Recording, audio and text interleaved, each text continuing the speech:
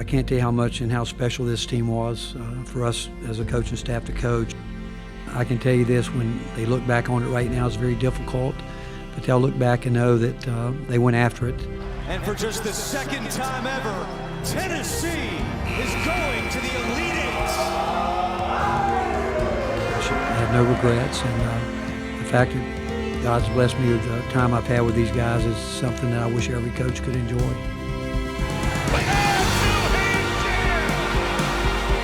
Hit that. Left wing going. Money. All balls tonight. Connect. Kaboom! You gotta be kidding!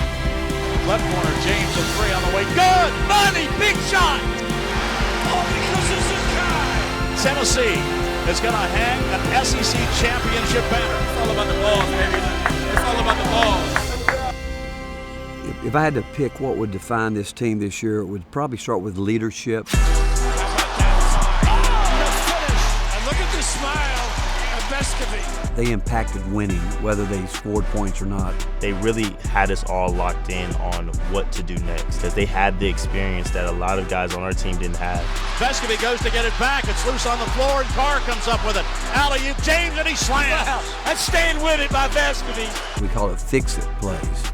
And they're the reasons that we named it that, because so many times they went out of their area to make plays. Missed everything. Rebound, Vescovi lays it up and in. There he goes. And their preparation, I thought, was probably the biggest influence during scouting reports.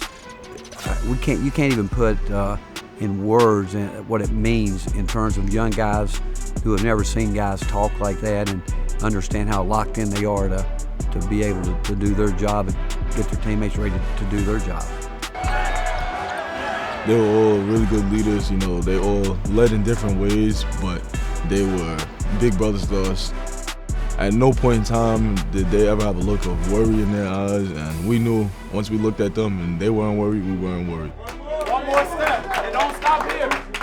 It don't stop here, bro. From the outside looking in, you can just see how cohesive we were and how much we clicked on the court and just how well we played together. But being a part of the team and being on the court with them, man, it was just, honestly, it was really fun.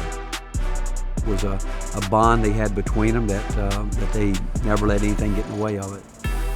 When we had that Italy trip, and we all really just got closer and closer together, and we really started to see just how everybody was, you know, the personalities, how everybody was going to fit on the team. Come in, Cameron. Come in, Cameron, guys. How you getting checks to work? Check. I can't get the mic to get over. John. Cameron. Over. JP, stop talking. Just how quick we all got close to each other, and it was really something that for me was important moving forward, because you got to be able to trust your teammates if you want to win. We always said just us. That was our motto for the whole year, and we always took that up on our chin and just literally it's just us. Like, don't worry about the outside noise, don't worry about the people when we go to away gyms. Just worry about just us and just what we got to do on the court. If each individual is handling their business, then we can accomplish what we want to accomplish. We knew it was going to be a lot of ups and downs. We knew it was going to be a lot of challenges, but ultimately we knew that we were going to come out with wins. Akins turns the corner, gets blocked. Meshack. He's all over defensively. Look at this handle. Connects way up high. Leave the chandeliers.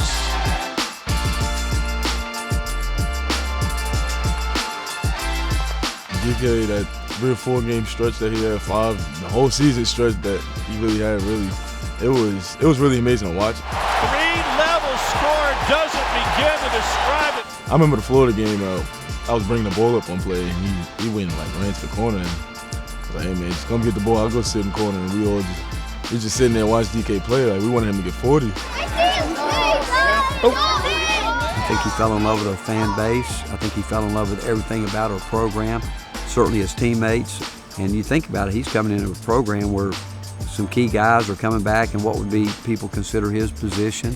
But he said, I know I got to get better defensively. He said, I know I need to be coached hard to get myself to another level. He said, I don't know what that is, but I know I can get better. I know that he was just focused on doing whatever he can to help his team win, and scoring was one thing that he was really good at, and that's what he did, really well. So that stretch of games was surprising to everybody else, but for the people sitting on that bench and in that locker room and being with us through practice, it wasn't surprising at all. This is kind of what we expected from DK because he just put so much work into the game.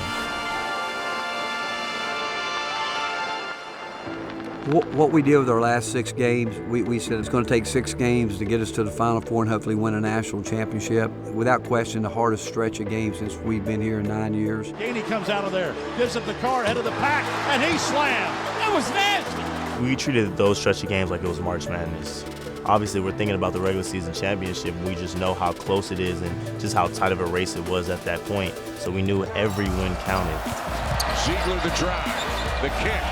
Meshack the 3, got it, and Tennessee leads, and now a turnover.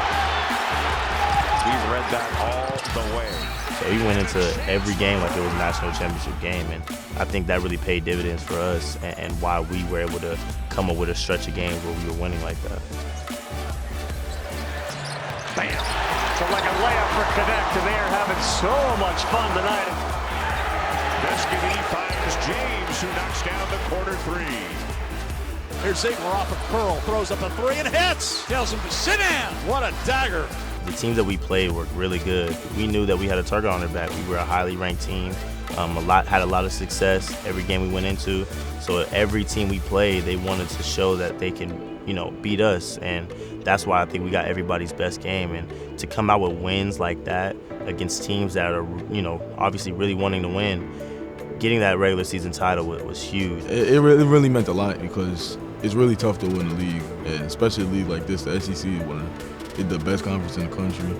So us being able to win a league, I feel like it just showed night in and night out what we can do on a daily basis. When people talk about this being the best team in Tennessee history, and I think it goes much deeper than that. To be able to be the best in a program's history, only one team can say that, and I'm glad that we're able to be that team that can say that now, because we put in the work, we put in the blood, sweat, and tears to be able to be in that spot, in that place, and I feel like it was well worth it.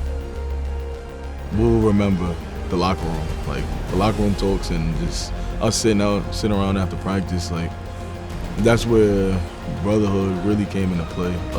Somebody could have had a bad practice. We're gonna sit there all day until they start laughing and joking with us. Like we're gonna make sure our brother's right. Just us sitting in that locker room and being there for each other whenever we all needed it. That's what the team's gonna remember the most. Then you start to realize just how much this year has impacted not just our lives, but a lot of Tennessee fans. That's what we want. We want a program where everyone in the great state of Tennessee can feel good about them. We want to represent this university in the way that it should be represented, and we want our fan base to truly feel like they're a part of what we do.